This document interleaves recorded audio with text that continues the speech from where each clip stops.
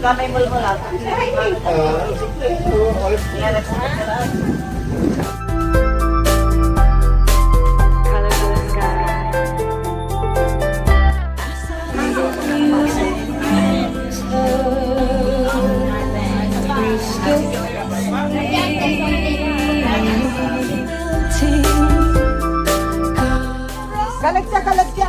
Galad.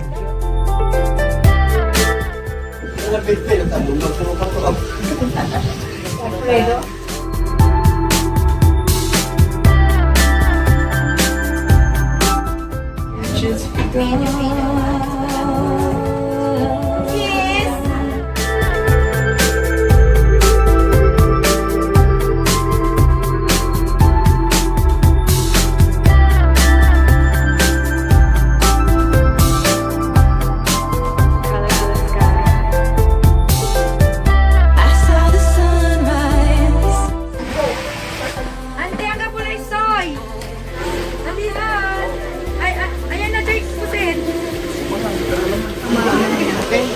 Father, the Son, the Holy Spirit, Amen.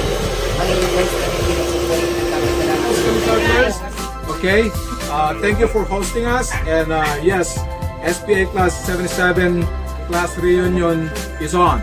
All right, give yourself a pat on the back, a clap, because we all deserve it. I guess after 34 years, 40 years, and still going strong. It's not easy. I don't know kung nag-organize tayo kasi before Marites left, ako ang tinuturo. Pero I could not do it really. I could... Elda.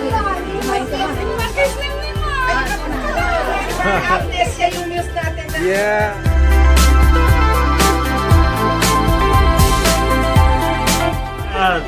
Ang sabi mo 56. 56 old na tayo ko na. May problema ko, yung hormones ko parang 18 years old.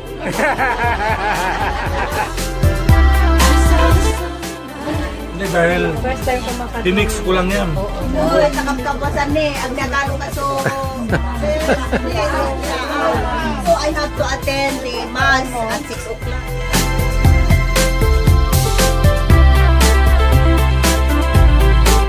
Kung may edad ka na, may edad na rin kami.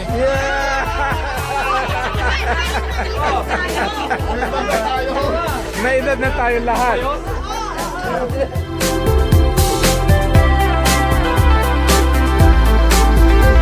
After graduation dito sa high school, medyo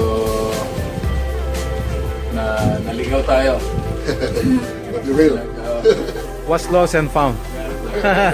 Manila, tapos after 1 year sa Manila, nag-Baguio na ako. So, Manila to Baguio. Parang yun ang awakening sa akin. Parang kumbaga kay Duterte ay Pinoy, tuwid na daan.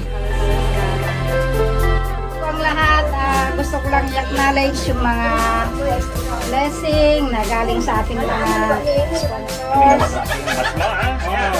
Dagang, ngati bayad gra.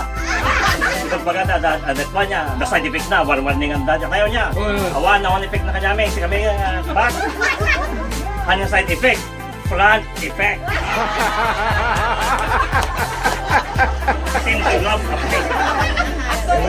interesting, pero Life is interesting. oh yes. Everything's interesting. Through maraming trials sa buhay ko, hindi ako naka-college. One sem lang ako sa UB din.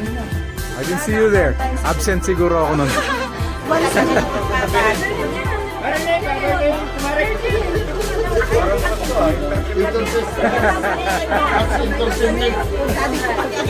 Yeah, istorya magdi apo mo no iso.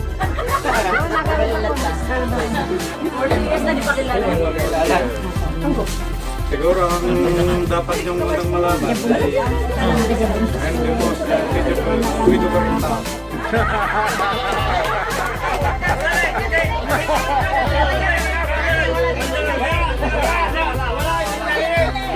Okay, ulit. At least 1 year stint there as engineering student pero later transfer to Nagupan. Doon ko nakasama sa Jose. Together again. together again. Nagsama ako sa Dagupan. Prospero rin ako sa Baguio. Doon kami nagsama ni William. Okay, next. We're putting you on the spot.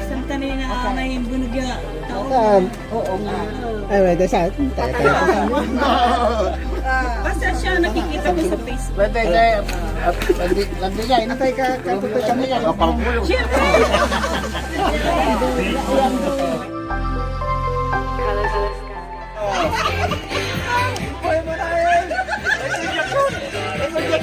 Oh.